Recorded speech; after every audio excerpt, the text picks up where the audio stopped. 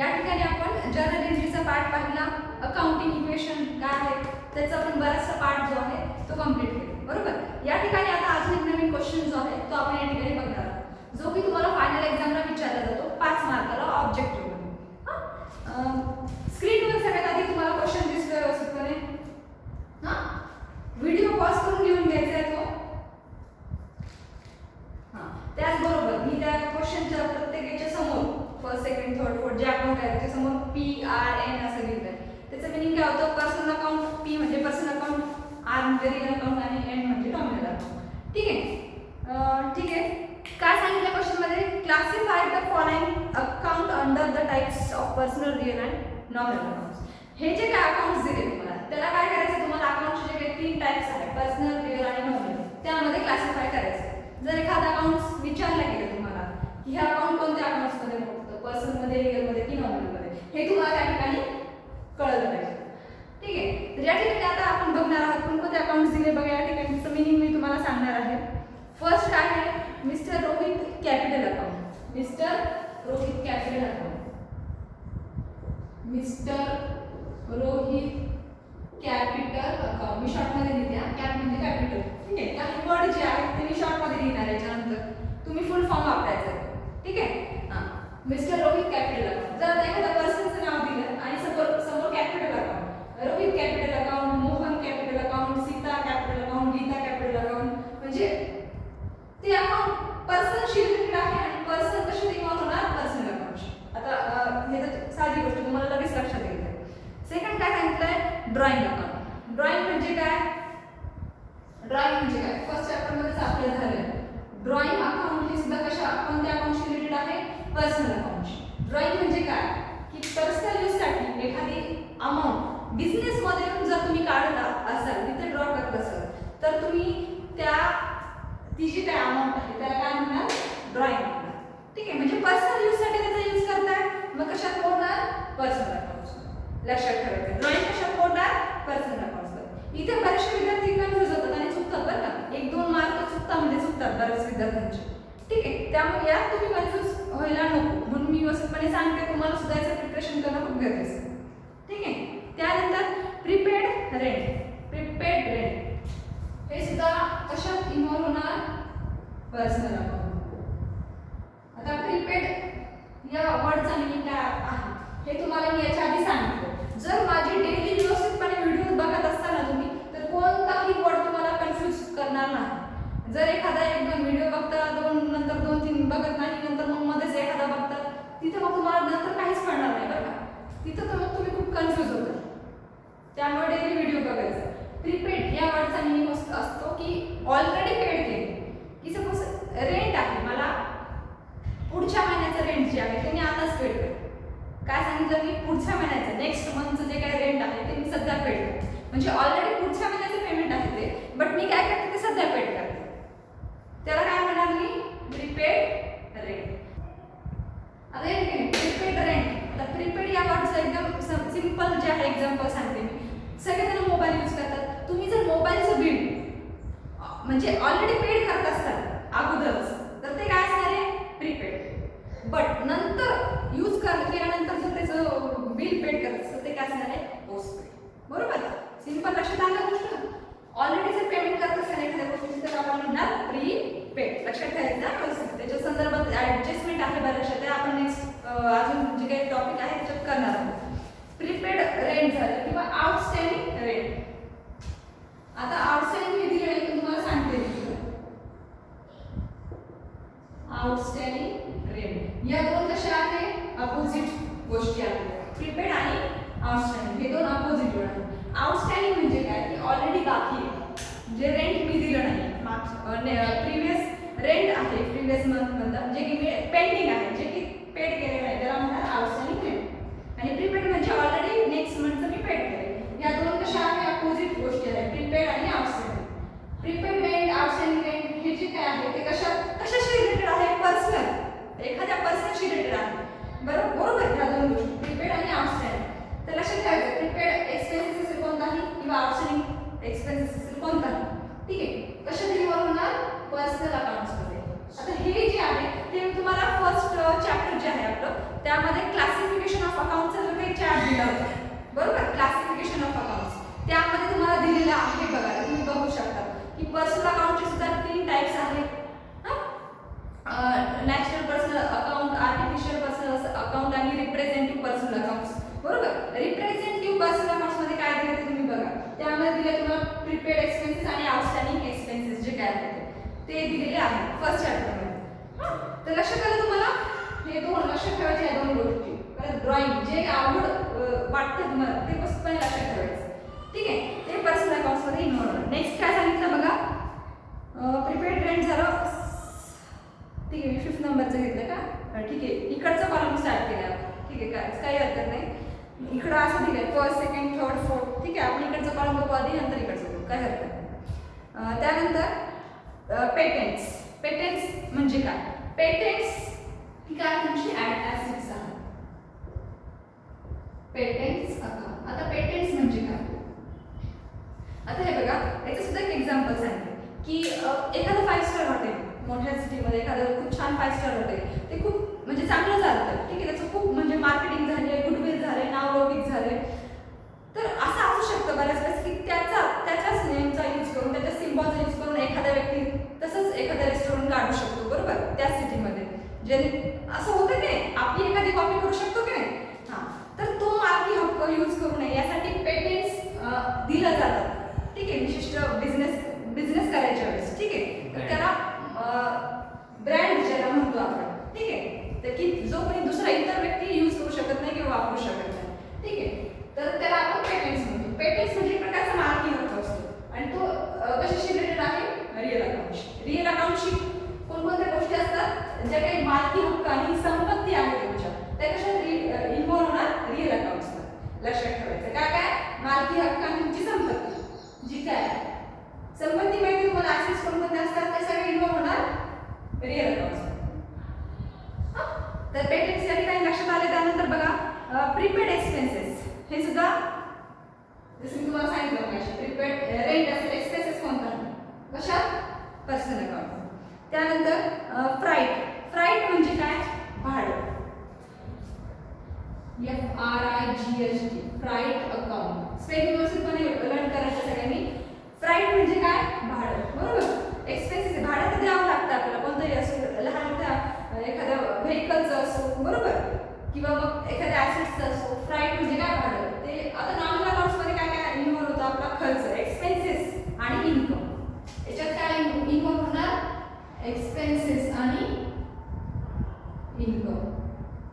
हे अकाउंट्स आहे खर्च आणि उत्पन्न याशी रिलेटेड.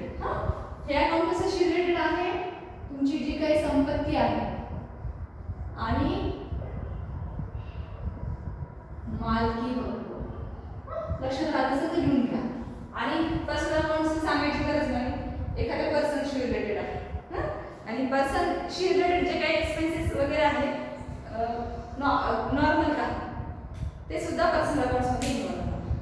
हां, तर राईट लक्षात आलं तुम्हाला या ठिकाणी. त्यानंतर काय सांगितलं बघा, sundry income. Sundry income, sundry या वर्डचा मीनिंग मी सांगितलं आहे तुम्हाला याच्यात. सन्ड्री इन्कम अकाउंट्स, प्रत्येक जे काही दिले जातात अकाउंट, त्याच्या समोर अकाउंट्स लिहिणं कंपल्सरी गरजेचं. अकाउंट्स अशा प्रकारे लिहितो आपण, कसं याच्या आधी सांगितलं तुम्हाला. सन्ड्री या वर्डचा मीनिंग होतो विविध. विविध इन्कम म्हणजे काय? उत्पन्न. वेगवेगळे सोर्स इन्कम, उत्पन्नाचे साधने वेगवेगळे. मी सांगितले या ठिकाणी एक्सपेन्सेस आणि इन्कम कशात इन्व्हॉल्व होणार? नॉमिनल. या ठिकाणी सन्ड्री इन्कम काहीतरी वेगवेगळ्या प्रकारे माध्यमातून तुम्हाला सोर्स ऑफ इन्कम किंवा उत्पन्न मिळत असेल तर कशाशी रिलेटेड होणार? नॉमिनल अकाउंट्समध्ये, ठीक आहे. त्यानंतर काय सांगितलं बघा, goods distributed as free sample. काय सांगितलंय? Goods distributed as free sample accounts. याचा मीनिंग काय होतं? वर्ड मध्ये काय सांगतात ते काय सांगितलं बघा, गुड्स डिस्ट्रीब्युटेड म्हणजे वाटप करणे, ॲज फ्री सॅम्पल. बऱ्याच वेळेस एखाद्या वस्तूची मार्केटिंग करण्यासाठी बरेच सेल्समॅन वगैरे येतात बघा, ते काय म्हणतात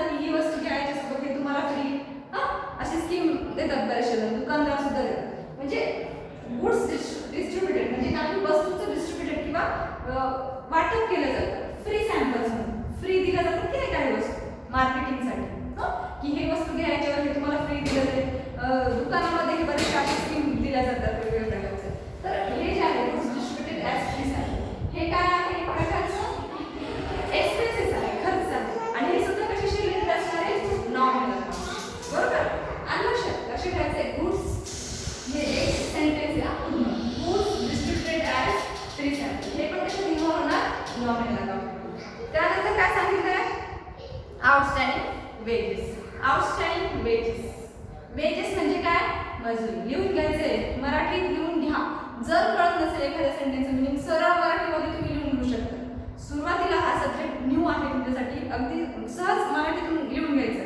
ठीक आहे. काही त्याच्यात असं वाटून घेऊ नका किंवा काय की नंतर तुम्हाला मग पुढे गेल्यानंतर जर ज्यावेळेस तुम्ही मराठी बघता तर त्यावेळेस तुम्हाला म्हणजे वाटतं की याचं मिनिंग काय होतं, तिथं तुम्ही कन्फ्युज होतात. त्यावेळेस म्हणजे लगेच मराठीमध्ये मिनिंग मी ज्यावेळेस सांगते तुम्हाला शिकवताना त्यावेळेस लगेच लिहून घ्यायचं. काय सांगितलं? Outstanding wedges. वेजेस म्हणजे काय? मजुरी. जे मजूर लोक असतात ना काम करतात त्यांना मजुरी दिली जाते. आउटस्टँडिंग वेजेस कशी आहे, मजुरी कशी आहे? आउटस्टँडिंग, बाकी दिलेली नाही. मी तुम्हाला याच्या आधी सांगितलं ह्या दोन गोष्टी. आउटस्टँडिंग रेट असेल, आउटस्टँडिंग वेजेस असेल, तशी तीन होणार पर्सनल अकाउंट्समध्ये. त्यानंतर काय सांगितलं बघा, bank of Maharashtra. Bank of Maharashtra. Bank of Maharashtra. आता कोणत्याही बँकेचं जर नेम दिलं तर लक्षात ठेवायचं बँक सुद्धा काय आहे? पर्सन आहे. बँक सुद्धा काय आहे? एक पर्सन आहे, एक व्यक्ती म्हणून बँक जी आहे ती काम करत असते. ठीक आहे. तर बँक ऑफ महाराष्ट्र असेल, स्टेट बँक ऑफ इंडिया असेल, बँक ऑफ बडोदा असेल, जे काय बँकेचे नाव दिले जातात ते कशा तीन होणार? पर्सनल अकाउंट्समध्ये. त्यानंतर काय सांगितलं बघा, कम्प्युटर. कम्प्युटर काय? ॲसेट्स आहे. कशा तीन होणार? कोणत्या प्रकारची संपत्ती? Real account. त्यानंतर फिक्स डिपॉझिट. काय? फिक्स डिपॉझिट म्हणजे काय? फिक्स डिपॉझिट म्हणजे काय?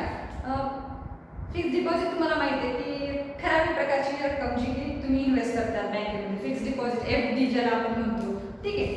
फिक्स डिपॉझिट म्हणजे एखादी रक्कम जी तुम्ही फिक्स केली आहे इन्व्हेस्ट करण्यासाठी, डिपॉझिट केली बँकेमध्ये. ठीक आहे. ती सुद्धा काय म्हणजे एक कॅशच तुम्ही फिक्स डिपॉझिट म्हणून जमा केली आहे बँकेमध्ये, तर ती सुद्धा काय? कॅश आहे. कॅश कोणत्या अकाउंट्समध्ये इन्व्हॉल्व होणार? पर्सनल, रिअल की नॉमिनल. सॉरी, रिअल अकाउंट्समध्ये. रिअल अकाउंट्समध्ये ज्या काही तुमच्या संपत्ती आहे cash. Fix deposit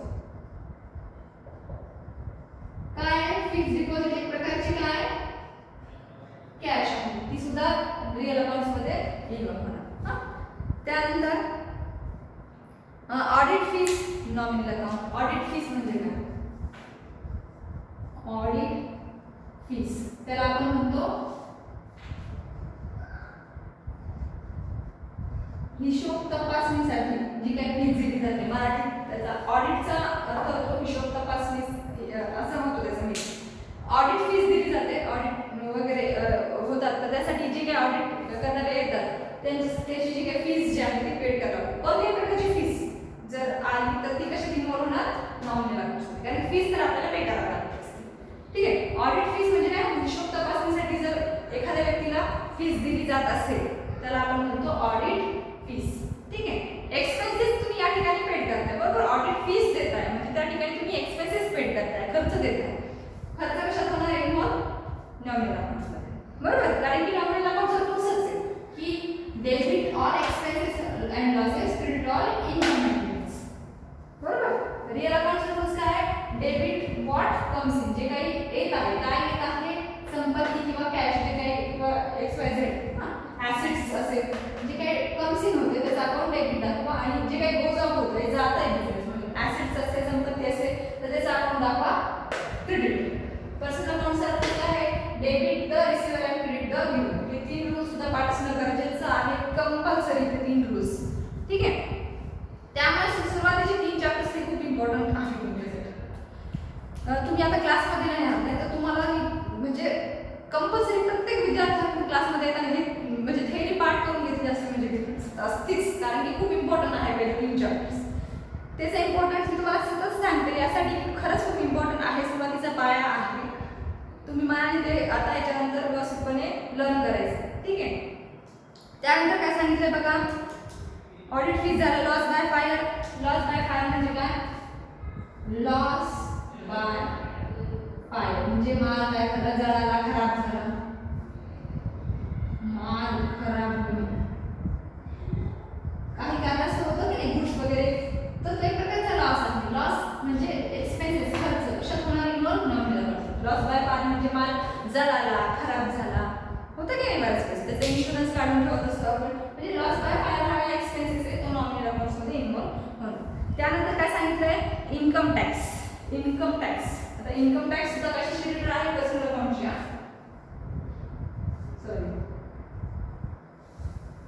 income tax हा एक्सपेन्सेस नाही, ठीक आहे. इन्कम टॅक्स एका पर्सनशी रिलेटेड अकाउंट्स आहेत, इन्कम टॅक्स अकाउंट्स, ठीक आहे.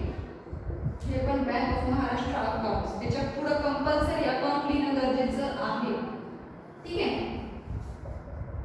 अकाउंट, अकाउंट, ठीक आहे. त्यानंतर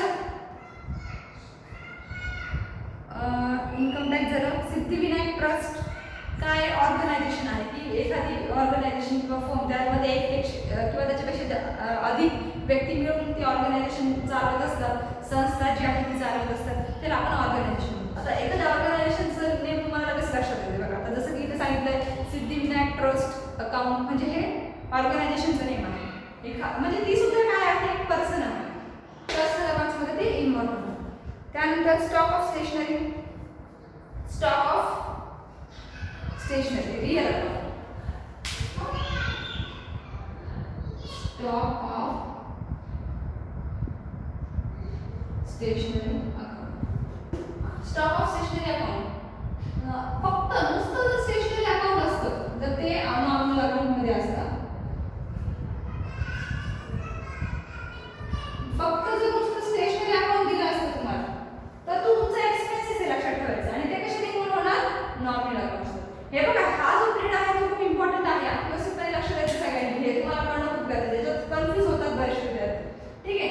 1-2 मार्क्स तर कटतातच, त्यासाठी म्हणते व्यवस्थित जर तुमचं प्रिपरेशन असेल तर तुम्ही कुठेही कमी काढणार नाही. इथे काय सांगितलं, stock of stationery account. Stock म्हणजे काय, साठा. कशाचा, स्टेशनरीचा साठा, बरोबर. म्हणजे ती तुमची ॲसेट्स आहे, कोणत्याही प्रकारचा स्टॉक. काय आता एखादे स्पोर्ट मटेरियल असेल त्याचा जर स्टॉक दिला तुम्हाला, मेडिकलचा किंवा मेडिसिनचा जर स्टॉक दिला, मेडिकलचं जे काही साहित्य त्याचा जर स्टॉक दिला, स्टॉक सांगितलं, stock of stationery, stock of medicine, stock of sport material. तर म्हणजे साठा सांगितला एखाद्या वस्तूचा जो काय आहे तो साठा, म्हणजे ती काय आहे, तुमची संपत्ती, बरोबर. रिअल अकाउंट्समध्ये ती इग्नोर करणार. स्टॉक हा शब्द आला, stock of stationery, stock of medicine, stock of sport material, XYZ, stock of equipment. तर हे रिअल अकाउंट्समध्ये येतो.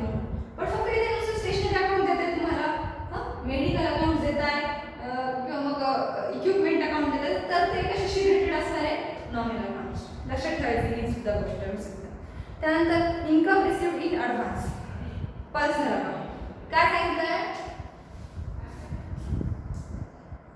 Income received in advance account, ठीक आहे. हां, याचा मिनिंग काय होतो की ॲडव्हान्समध्ये तुम्हाला काय झालं, इन्कम रिसिव्ड झालं.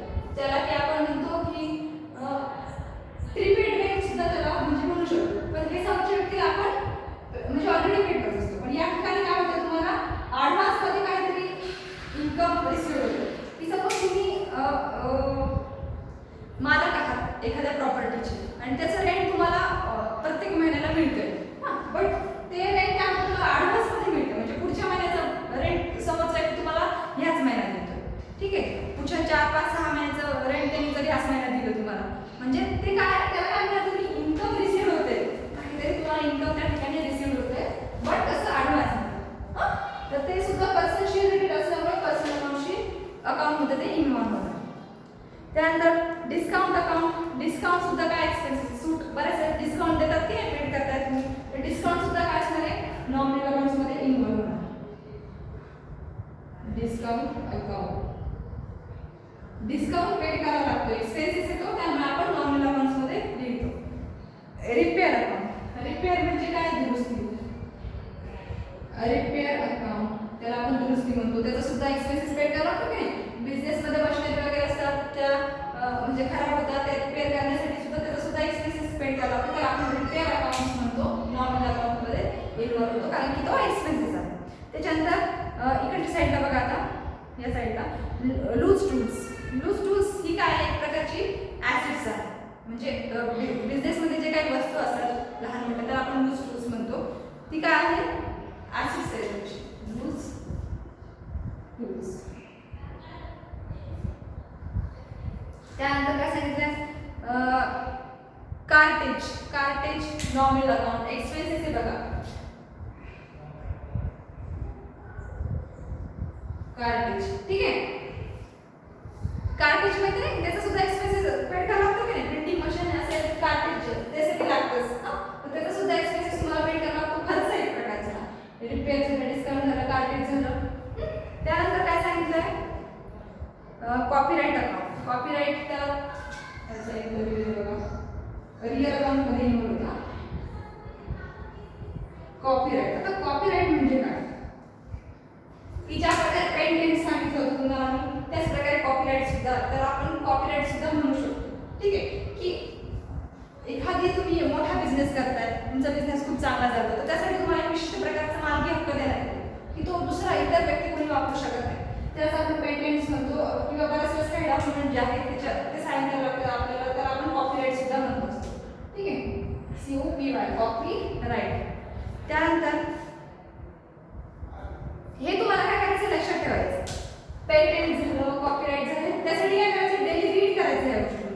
क्लासमध्ये असतात तुम्ही तुमच्याकडून टेस्ट घेतली असते कंपल्सरी तुमच्याकडून, म्हणजे एक दिवस तुम्हाला टेस्ट घेऊन तुम्हाला व्यवस्थितपणे हे म्हणजे तुमच्याकडून लर्न करून घेतलंच असतं मी 100%. बट आता तसं करता येत नाही आपल्याला, तर तुम्हाला हे स्वतः मांडणी प्रिपरेशन करणं गरजेचं आहे. ठीक आहे. त्यानंतर काय सांगितलं बघा, आउटस्टँडिंग इन्कम. आउटस्टँडिंग इन्कम जसं मी सांगितलं, तर आउटस्टँडिंग रेंट आहे, तसंच आउटस्टँडिंग इन्कम. जे आउटस्टँडिंग आणि प्रिपेड संदर्भात जे काही एक्सपेन्सेस किंवा इन्कम आहे ते पर्सनल अकाउंटशी रिलेटेड. आउटस्टँडिंग इन्कम म्हणजे उत्पन्न काय बाकी आहे मिळणं माझं कोणत्याही प्रकारचं, की रेंट आहे ते माझं मिळणं बाकी आहे. आउटस्टँडिंग म्हणजे बाकी असते, इन्कम म्हणजे उत्पन्न असं काही की जे बाकी आहे, आउटस्टँडिंग आहे. त्यानंतर आहे कमिशन रिसिव्ड. कमिशन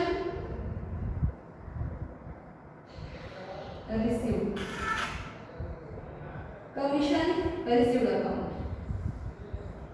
कमिशन एक प्रकारचं काय असतं, तुम्हाला कॅशच्या स्वरूपात तुम्हाला कमिशन जे आहे ते दिलं जातं, ते रिसिव्ह झालं तुम्हाला, तर ते काय आहे, तुमचं इन्कम आहे, उत्पन्न आहे. त्यामुळे ते कमिशन रिसिव्ड असेल, इंटरेस्ट रिसिव्ड असेल, वेजेस रिसिव्ड, सॅलरी रिसिव्ड अशा देणार नॉमिनल. ठीक आहे. त्यानंतर प्लांट अँड मशिनरी. आता प्लांट अँड मशिनरी तर काय असते तुम्हाला माहिती आहे, तुमची machinery plant and machinery account. आता मी शॉर्ट फॉर्म वापरणार आहे त्याच्यानंतर तुम्ही वापरायची नाही अजिबात. ठीक आहे. प्लांट अँड मशिनरी काय आहे, रिअल अकाउंट्समध्ये. त्यानंतर लाईफ स्टॉक. लाईफ स्टॉक त्याला आपण म्हणतो पशुधन. Life stock.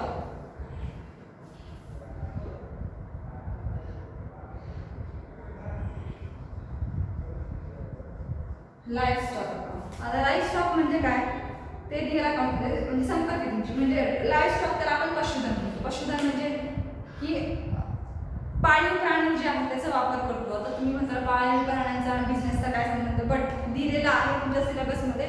पशुधन म्हणजे ठीक आहे, घोडा असेल किंवा एखाद्या पाळीव प्राण्याचा जर तुम्ही यूज करता त्याचा सुद्धा एक्सपेन्सेस आहे, खर्च आहे, बट ती सुद्धा तुमची संपत्ती आहे एक प्रकारची. ठीक आहे. तर लाईफ स्टॉक सुद्धा तुमचे ॲसिड्स सांगण्यात आलेलं आहे, तर आपण म्हणतो पशुधन. ठीक आहे. ते सुद्धा रिअल अकाउंट्समध्ये इन्व्हॉल्व होणार. त्यानंतर राधिका अकाउंट पर्सन आहे, राधिका पर्सनल अकाउंटमध्ये इन्व्हॉल्व होणार. Loss on sales of furniture.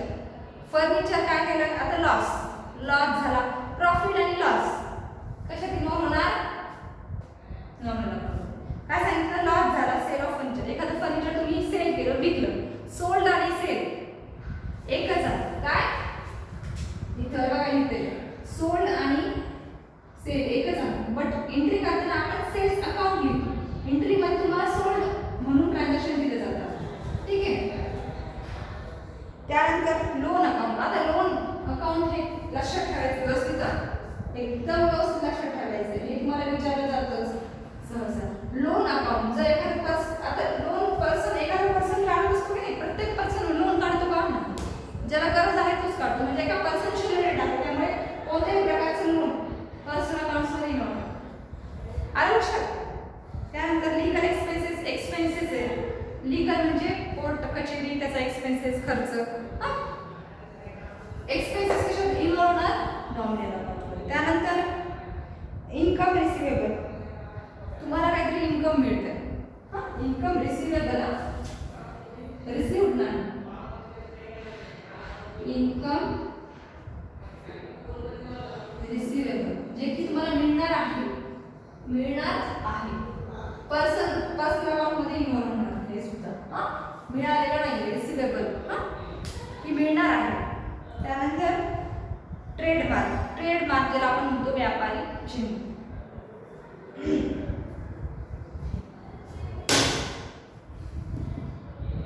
आपण म्हणतो व्यापारी चिन्ह, कोणताही व्यापार करताना किंवा बिझनेस करताना त्याचा एक सिम्बॉल दिला जातो, लोगो ज्याला आपण म्हणतो तो दिला जातो. ठीक आहे, तर तो सुद्धा एक प्रकारची मालकी आहे की एखाद्या कंपनीचा तुम्ही मालक झाल्यानंतर, ती कंपनीचे रेप्युटेशन वाढल्यानंतर, गुडविल झाल्यानंतर ट्रेडमार्क दिला जातो त्या कंपनीला. ठीक आहे, जो की दुसरा कोणी इतर व्यक्ती यूज करू शकत नाही. ती सुद्धा काय तुमची एक प्रकारची ॲसेट्स असते, गुडविल आहे जी की तुम्ही मिळवलेली आहे या ठिकाणी. त्यानंतर काय सांगितलं बघा या ठिकाणी, मोटार कार. आता तुम्हाला माहिती ती काय आहे, ॲसेट्स आहे तुमची रिअल अकाउंटमध्ये इन्व्हॉल्व होणार. जीएसटी ज्याला आपण म्हणतो गुड्स आणि सर्व्हिस टॅक्स. एक्सपेन्सेस आहे, जीएसटी काय आहे, एक्सपेन्सेस आहे, जो की तुम्हाला पेड करावा लागतो, टॅक्स पेड करावा लागतो का नाही या ठिकाणी. GST account, goods and service tax. आता गुड्स, जीएसटी म्हणजे काय, त्याच्या संदर्भात बरेचसे ट्रान्झॅक्शन आहे, जर्नल एंट्रीज आहे. नेक्स्ट पिरियडमध्ये आपण जर्नल हा चॅप्टर आहे 3rd नंबरचा, त्यात आपण डिस्कशन करणार आहोत जीएसटी संदर्भात. त्यानंतर ऑफिस इक्विपमेंट रिअल अकाउंटमध्ये इन्व्हॉल्व होणार. इक्विपमेंट म्हणजे काय, साधन. ऑफिस इक्विपमेंट,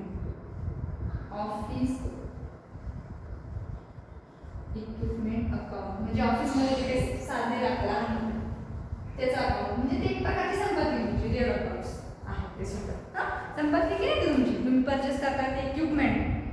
ऑफिस इक्विपमेंट काय आहे, ॲसेट्स आहे, लक्षात ठेवायचं. त्यानंतर इंडियन रेल्वे काय, पर्सनल अकाउंटशी रिलेटेड आहे, की तुमची संपत्ती नाही आणि एक्सपेन्सेस सुद्धा नाही. Indian railway,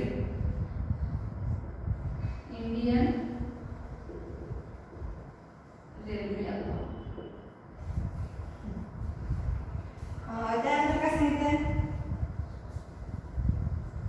dividend on investment advance account.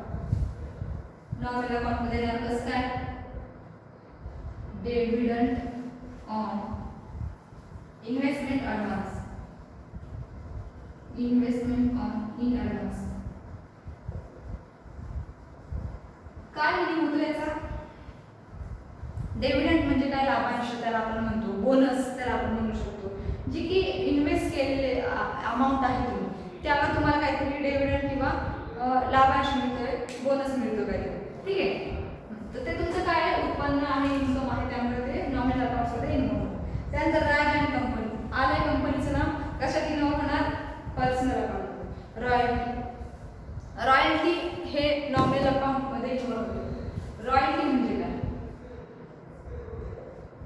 Royalty account त्याला आपण म्हणतो, मराठीत बघायला गेलं त्याचं मिनिंग होतो राजेशाही पद, म्हणजे पण त्याचा अकाउंट्समध्ये मिनिंग काय होतो. रॉयल्टी म्हणजे काय, तर रॉयल्टी म्हणजे सपोज एक प्रॉपर्टी आहे, हा ए आहे आणि हा बी आहे, याची काहीतरी प्रॉपर्टी आहे, लँड आहे. हा काय म्हटला की, हा म्हटला की तुझी प्रॉपर्टी मला यूज करण्यासाठी देते, जसं मी काय करतो, तुला रेंट पेड करतो. हा म्हटला मी तुला काय करतो, रेंट पेड करतो. हा म्हटला ठीक आहे, म्हणजे हा काय करतो, त्याची प्रॉपर्टी यूज करण्यासाठी याला देतो आणि त्याचा हा रेंट पेड करतो, त्याला आपण रॉयल्टी म्हणू शकतो. किंवा मग सपोज मी एक रायटर आहे, मी काय करणार, सपोज मी एखादा बुक्स लिहिलं, मी काय केलं, एखादं बुक्स लिहिलं चांगलं, आणि ते खूप चांगलं बुक्स आहे, छान बुक्स आहे, आणि एखाद्याला जर माझी कन्सेप्ट आवडली, रायटर आहे, एखाद्याला माझी कन्सेप्ट आवडली, तर तो काय करणार, तो माझं बुक्स पब्लिश करणार. तो काय करणार, माझं बुक पब्लिश करणार, बरोबर.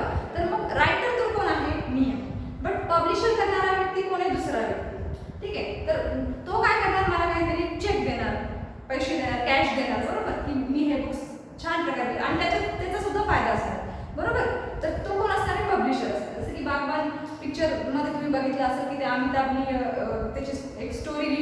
त्याच्यावर त्याला चेक मिळाला होता, बट तो त्याची स्टोरी जी आहे ती पब्लिश करणारा इतर व्यक्ती असतो कोणी, ठीक आहे. त्याला ज्या व्यक्तीला त्याची स्टोरी आवडते आणि त्यात त्याचा सुद्धा काहीतरी फायदा असतो, ठीक आहे. तर त्याला आपण थोडक्यात रॉयल्टी म्हणतो, ठीक आहे. म्हणजे आपण आपली काहीतरी कन्सेप्ट आहे आणि तो पब्लिश करणारा किंवा यूज करणारा व्यक्ती जो आहे तो दुसरा आहे, ठीक आहे. आणि त्यात त्याचाही काहीतरी फायदा असतो आणि आपलाही काहीतरी, त्याला थोडक्यात रॉयल्टी आपण म्हणतो, ठीक आहे. तर हे रायटरचं उदाहरण लक्षात घेऊन तुम्हाला रॉयल्टी म्हणजे काय, ठीक आहे. तर अशा प्रकारे आता आपण हे जे काही अकाउंट्स आहे ते क्लासिफाय केलेले आहे, जो मिनिंग सुद्धा मी तुम्हाला सांगितलं.